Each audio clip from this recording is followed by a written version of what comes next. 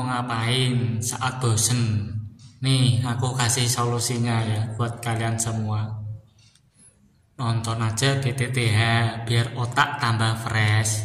Jangan dibuat ngelamun aja. Soalnya kalau ngelamun terus bisa membuat gangguan kejiwaan, kena mental. Di video kali ini penguasa hitam akan berspoiler tentang Battletruck The Heaven Season 5 episode ke-108 ya, yang part 2 nya ini, oke? Melanjutkan cerita kemarin yang dimana Soyen dan Linjan telah tiba di dataran tengah di wilayah tengah barat laut, yang dimana tempat tersebut adalah kota Tianhuang, tempat dimana Liu Jing dan Liu Fei berada. Di saat itu juga Linjan sedang berada di tengah-tengah perdebatan antara pemimpin keluarga Liu dan keluarga Zheng untuk memperebutkan hak kepemilikan lubang cacing. Namun Pak Tua Huo memerintahkan untuk menemukan alkemis tingkat tinggi agar kepemilikan lubang cacing tahun ini bisa jatuh ke tangannya. Bagaimana keseruan ceritanya? Langsung aja kita gaspol. Soyen menjelaskan kepada Liu Jing jika dia sedang menuju wilayah Pil ketika mendengar bahwa kota Tianhuang memiliki lubang cacing yang menuju ke sana. Mendengar hal ini, ekspresi Liu Jing pun berubah menjadi gelap. Sementara itu, Liu Fei tidak bisa menahan diri untuk berjulit tentang tindakan tidak sportif klan Zheng dalam merebut pengelolaan lubang cacing dari tangan mereka. Soyen sebenarnya tahu jika Liu Jing membutuhkan bantuannya untuk merebut lubang cacing. Tapi seniornya itu tidak enak untuk merepotkan Soyen, karena klan Zheng sebenarnya memiliki kekuatan yang sedikit lebih besar daripada sekte Yunlan. Kalau menyinggungnya juga tidak akan memberikan Soyen keuntungan apapun. Nah, jadi gini ya, sekte Yunlan kan dulu udah kayak kuat banget gitu kan. Tapi memang posisi Soyen itu cuma seorang doang ya, bukan doang. Nah, pas dulu melawan Yunsan yang seorang dosong bintang 2. Di sini Mbah Yunsan itu cuma dosong bintang 2. Makanya begitu Soyen nyampe ke dataran tengah, sekte Yunnan itu kayak faksi biasa-biasa aja lah gitulah ya. Karena banyak faksi yang bahkan cuma kerucil-kerucil gitu, tapi pemimpinnya udah lebih kuat daripada sekte Yunnan gitu. Sekarang kita balik lagi ke alur ceritanya, dimana Liu Jing takut kalau Soyen menyinggung klan Zheng, dan tiba-tiba Linjan malah sumbar kalau Soyen baru saja menyinggung pavilion petir angin dan masih bisa keluar hidup-hidup. Liu Jing pun hanya bisa terheran-heran mendengar pencapaian Soyen yang teramat barbar. Sebelum kemudian menghela nafas dan akhirnya menjelaskan masalah di antara klan mereka dengan klan Zheng. Liu Jing juga tidak tahu kenapa lembah api berkorban mencari alkemis tingkat tinggi. Namun yang dia dengar, ketua lembah api berkorban memang sedang berusaha menyempurnakan sebuah pil obat sehingga membutuhkan beberapa ahli obat sekaligus. Soyen mengangguk-angguk sebelum kemudian melangkah maju dan menyatakan kepada Pak Tua Huo bahwa klan Liu belum mau mengalah dan meminta izin untuk bersaing dengan Master Zheng Xiu yang sudah diundang oleh klan Zheng.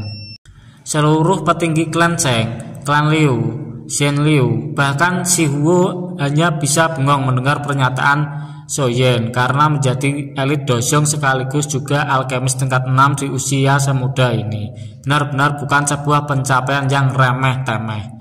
Awalnya Zheng Xiu masih bersikap sombong dan yakin jika dia merupakan alkemis yang lebih kuat daripada Soyen.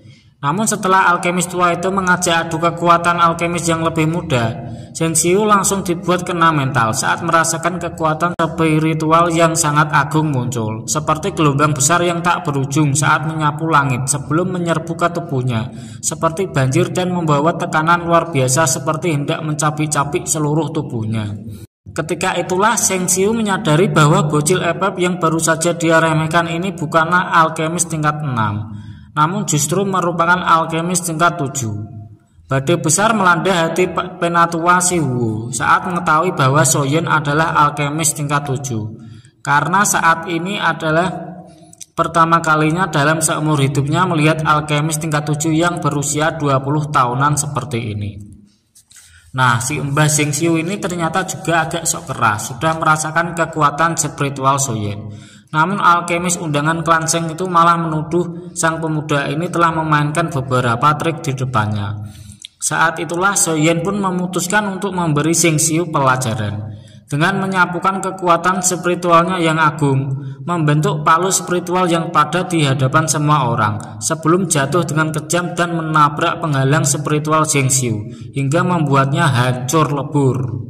Sheng Xiu meludahkan seteguk darah segar sebelum jatuh ke tanah dengan sangat menyedihkan, membuat semua mata terbelalak melihat pertarungan kekuatan spiritual antara dua alkemis tingkat tinggi itu.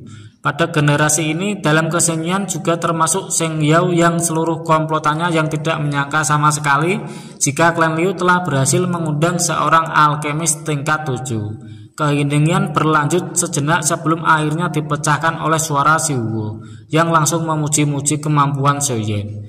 Tanpa ragu sama sekali mengumumkan bahwa klan Liu akan memegang hak pengelolaan untuk lubang cacing kota Tianhuang selama 3 tahun ke depan. Ekspresi Sheng Yao langsung berubah sangat buruk ketika dia mendengar keputusan Si Huo. Sementara Liu Jing justru tidak bisa menahan senyuman lebar di wajahnya, berpikir jika pertemanannya dengan Soyen memang benar-benar membawa keberuntungan. Si Hua sempat berusaha menggali informasi tentang identitas Soyen. Namun sekali lagi pengalaman Soyen yang sudah di luar nurul kehidupan itu membuat selalu waspada dan akhirnya menggunakan identitas samaran untuk mengamankan diri selama berada di dataran tengah. Nah, seperti tidak mau membuang lebih banyak waktu, Pak Tua Huo pun mengajak Soyen untuk mengikutinya ke lembah api berkorban, membuat Soyen merenung sejenak karena tidak mau tampak murahan. Meskipun dia memang tertarik dengan salah satu lembah terkuat di dataran tengah tersebut, Soyen menanyakan kepada Pak Tua Huo tentang alasan lembah api berkorban mencari alkemis. Pak Tua Huo mengangguk-angguk dan menjelaskan jika ketua lembah api mereka sedang menyuling sebuah pil tingkat tinggi. Namun yang membuat Soyen terbangun adalah fakta bahwa ketua lembah api berkorban bukanlah seorang alkemis, namun mampu memurnikan obat hanya dengan mengandalkan kemampuannya mengendalikan api. Secara alami Soyen tahu bahwa bukan hanya kemampuan mengendalikan api yang mumpuni, namun juga api surgawi yang dikendalikannya lah yang membuat ketua lembah api berkorban yang memiliki kemampuan sebesar ini. Berhubung Soyen memang tertarik dengan lembah api berkorban untuk mendapatkannya, Soyen menempatkan transformasi api 3 misterius dan kali aja bisa ngintipin kekuatan api surgawi sambilan naga petir. Tuan muda ketiga keluarga Shao itu pun menerima tawaran Pak Huo dan akhirnya ikut menumpang di atas elang Indosiar yang dibawa oleh Huo sebagai kendaraan. Singkat cerita, Soyen memulai perjalanannya menuju markas lembah api berkorban sambil mengorek informasi tentang keberadaan Xiao Yishan yang juga seharusnya memiliki latar belakang yang cukup besar di daratan tengah. Mengingat keluarganya pernah menduduki kursi tetua di Menara Pil, Pak Tua Huo tidak bisa memberikan informasi saat itu juga. Namun tetua lembah api berkorban itu berjanji akan membantu Soyen mengumpulkan informasi. Setengah hari telah berlalu dan Soyen pun sampai di kawasan pegunungan api Panggang yang merupakan lokasi markas lembah api berkorban. Huo mengingatkan bahwa pegunungan api Panggang dipenuhi dengan energi afinitas api yang keras serta binatang iblis yang jauh lebih liar, lebih kejam dan lebih ganas dibanding binatang iblis di wilayah lain. Soyen tersenyum mendengar ungkapan perhatian Huo, meskipun sebenarnya tidak perlu sama sekali. Karena pertama, Soyen memiliki 3 api surgawi yang mampu melindunginya dari afinitas api seliar apapun. Yang kedua, Soyen sudah pernah menemukan binatang iblis paling menakutkan, sekaligus paling menawan di dunia. Siapa lagi kalau bukan Kanjeng Pendesah? Setelah memasuki pegunungan, Huo meniup sebuah peluit dan membuat si elang Indosiar mulai mengurangi kecepatan hingga perlahan mendarat di kaki gunung berwarna merah cerah. Huo membawa Soyen mendekati sebuah tangga batu sebelum mengeluarkan sebuah token yang akhirnya mengubah tangga batu itu menjadi sebuah celah spasial. Begitu memasuki celah, Soyen langsung disambut oleh tangga panjang yang terbuat dari batu hijau, di mana tempat itu merupakan dalam penciptaan yang dibentuk dari kekuatan seorang elit dosen. Ya, sejenis alamku yang udah kita jelasin beberapa episode lalu itu loh ya. Masih ingat kan?